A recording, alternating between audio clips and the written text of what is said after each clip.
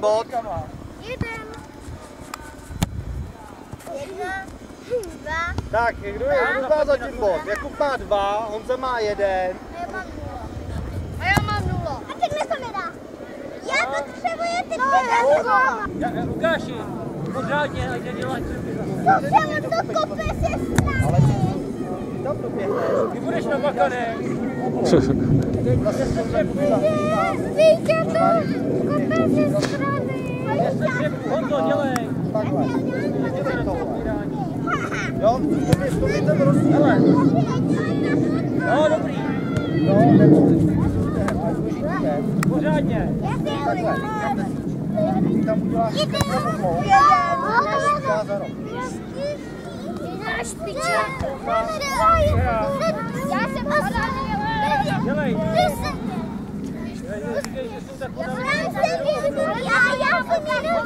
Dáme to, ať se to kopnete všichni. Tak to strachím. Jo, a to dneška mám ten strach. Já držím. Tak, dělej. Budeme hrát Dobrý, tyč. Tatínek pochválil. Pořád lepší než vedle. Filipe, pojď sem. Kdo se trucuje? Lukáši, natočí Filipa, jak zase odchází. Filip odchází ze hřiště. Dělej.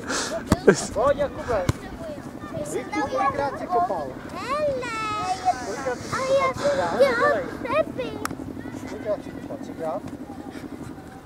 2krát jenom. Teď je to blíž a netrefíš se. Tak Honzo, soustřeď se, podívej se tam, chceš trefit ten modrý kužel. Dane, dělej. Nechceš, to si mu to tam nenechal. Dane, Lukáši, couvni mu, prosím tě. Já tam byl. Ale já jsem dělal přeredně. Dane, ty to kopeš pusou. Hele, pojď sem, já ti to taky vysvětlím, to samé jako u Luka. Když k tomu přiběhneš, tak jenom tu nohu takhle, dívej se na to, takhle, nedělej tohle. Přiběhneš a takhle ji zahne. Na 3 metrech o 10 letí vedle. Dívej se, a ono ti to bude letí záhle. Hele, koukej, Pavle. Jo! První životní trefo je to tady. Přiběhneš k tomu a takhle, jenom takhle dopředu.